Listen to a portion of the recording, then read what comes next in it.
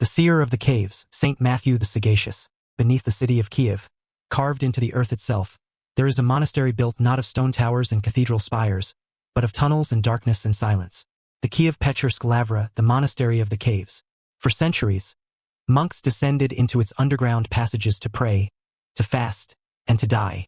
Some of them, the sources say, never quite came back from those depths unchanged. Matthew was one of them. He gave himself entirely to the life of the monastery, to its long services, its night vigils, its relentless ascetic discipline. No extraordinary backstory or dramatic conversion. Just a man who went quietly into the caves and stayed. And somewhere in that darkness, in the silence of years of prayer, God gave him something unusual. He could see what others could not. Not visions of angels or heavenly light, though those came too. What Matthew saw, first and most persistently, were the demons, the enemies of mankind, as the old sources call them. He could see them moving through the world, wearing disguises, working their quiet work on the souls of the brothers around him. One evening, standing in his usual place during the church service, Matthew saw something the other monks could not. A figure, invisible to everyone else, moving through the congregation dressed as a warrior. In his hands, the demon carried flowers, sticky, clinging flowers, and as he moved from brother to brother, he tossed them. If a flower landed on a monk and stuck, that brother's attention immediately weakened. His fervor for prayer drained away. His eyes grew heavy. Within minutes, that monk would find some excuse, a forgotten task, a sudden fatigue, slip out of the church early, go to his cell and fall asleep. He would not return for the rest of the service. Matthew watched this happen, over and over, in silence. Then he told the brethren what he had seen. The monks listened, and from that day on, they became extraordinarily watchful during services. They guarded their attention like soldiers guard a gate, because now they knew what they were fighting. Not laziness, not boredom, not tiredness, but something that had a face and a purpose. Then came the vision of the pig. One morning after the liturgy, Matthew sat down near the belfry to rest. He fell into a light sleep and dreamed. He saw the monastery gates swing open.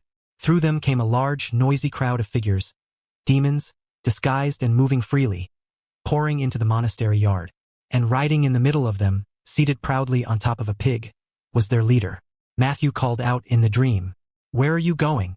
The demon on the pig looked at him and answered without hesitation, "After Michael Tobolkovich." Matthew woke up.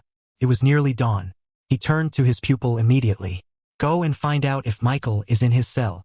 The pupil came back with news. Michael had left after the morning service and gone beyond the monastery walls. Matthew went straight to the abbot. He told him everything. The abbot summoned Michael.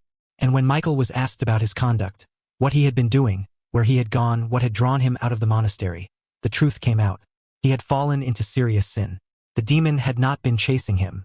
It had already found him. The abbot, with Matthew beside him, spoke to Michael with love rather than judgment. He admonished him gently. He instructed him. And Michael, confronted with the reality of what had happened, that a holy man had seen the enemy riding triumphantly toward him before he had even realized the danger himself, repented. Matthew saw many more visions. The sources do not record all of them, only that he revealed them faithfully to the brethren, each one serving as a warning, an instruction, a lamp held up in the dark. He lived to a great old age, and he died peacefully, which, for a man who had spent his life staring into the face of the demonic, is perhaps the most remarkable thing of all. His relics lie in the near caves of the Kiev-Pechersk Lavra to this day, alongside the other holy monks of that monastery. Incorrupt, resting in the dark tunnels where he spent his life, the man who could see what no one else could see, and chose to spend that gift not on himself, but on the protection of others. His feast day is October 18th, Saint Matthew the Sagacious, Seer of the Caves, Guardian of the Brethren.